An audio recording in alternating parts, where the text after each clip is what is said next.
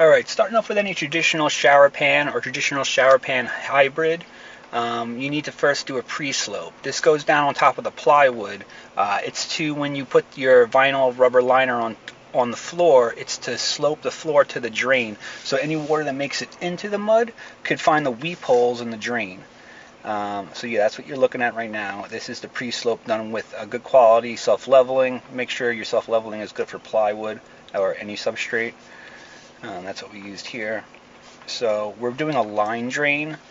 So regular drain flanges, they're usually round, and they're usually a little wide. So sometimes it's hard to get them tight against the wall. This is a square one. I got this at Ferguson's. This is good for line drain, so you could get it real tight to the wall.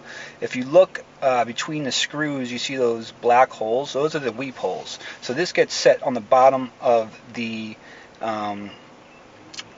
rubber liner, and then you could actually see it right there on the rubber liner.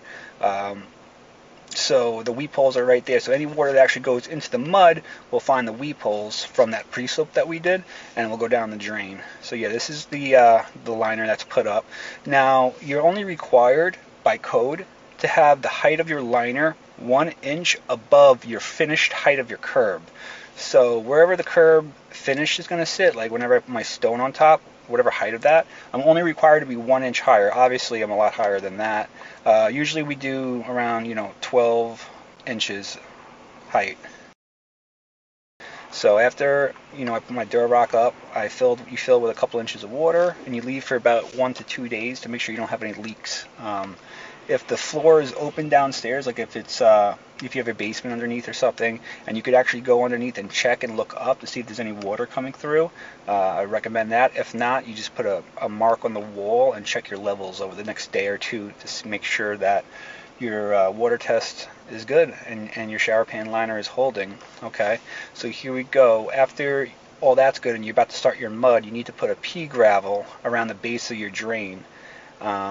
This is to help the water drain through those weep holes so you don't clog the weep holes.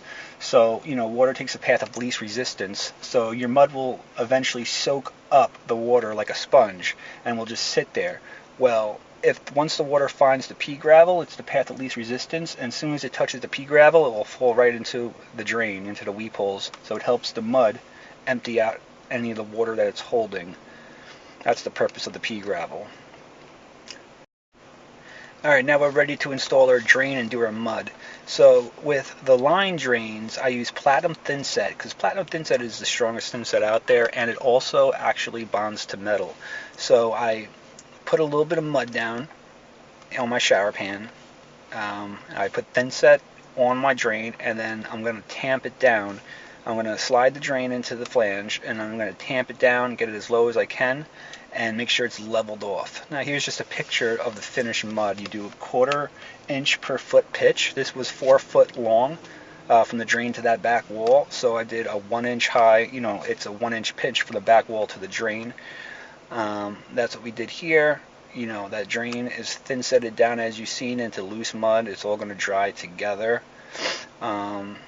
So here's just a picture again of the wet mud. I just put a tile in front of the drain just to make sure that the height is good. You want your tile to be the same height as the drain. So when you install it, everything is flush and the right height. That's obviously really important. You don't want to mess that part up. If you're too high, you're going to be screwed when you go to install the tile. Here's just another picture. This is the next day after the mud dries. This is what the mud looks like once it's dry. Alright, so after the mud dries, you start your waterproofing process. So like I was saying, this is a traditional hybrid system. It's what the builder wanted. So normally when you do the shower pan liner, you don't actually waterproof the shower pan itself. You would waterproof the walls and everything else, but not the shower pan. In this case, the builder specifically wanted a double waterproofing system, so even though we did that first method with the shower pan liner, we still waterproofed the top of the mud. It's like 2 levels of defense. That top level of waterproofing, what you're looking at right now, would stop all the water, but just in case any water was to make it through, the shower pan liner will catch it. That's the theory behind the hybrid system. I'm laying out for my shower pan, so I'm just checking all my cuts. Here we have a tiled in drain, so we didn't talk about that yet. The drain that that you see right now, there's actually going to be tile pieces in it, okay?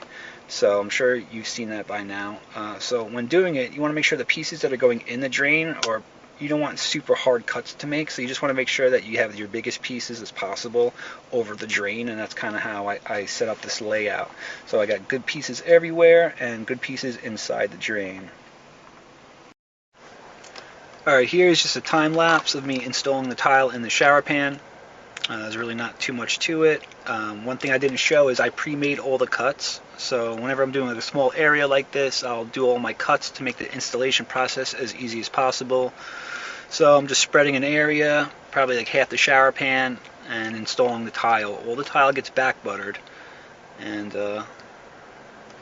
that's what's going on. At the end, I install the tile in the drain.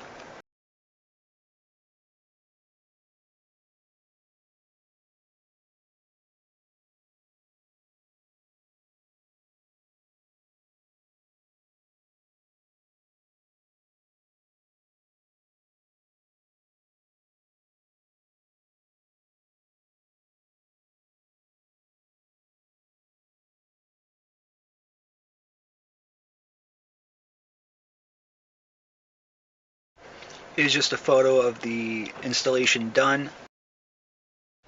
Here's another photo from the next day. After it's dry, I pull the spacers out. And here we are after grout. If you notice, the grout is white. It's the same color as the pattern in the tile, so it all kind of matches and looks cool. And then you'll see that the tile lines up through the drain. So everything lines up. It's kind of like a hidden drain. And it looks cool. You know, the tile's centered in the middle. Alright, and then here's the final photo of the floor with the shower pan. Everything is done. Again, the floor lines up with the shower pan, so it looks good to the eye. And that's it. Looks cool. I'm not crazy about the color of the tile. You know, I don't pick the tile. I'm just there to make sure it's installed right and it looks nice. So that's what I did. I hope all you guys enjoyed the video. And if you have any questions, let me know. I'm happy to answer them. Lastly, if you guys could like the video and subscribe to my channel, I'd really appreciate it, and it would help me out. Alright guys, take care.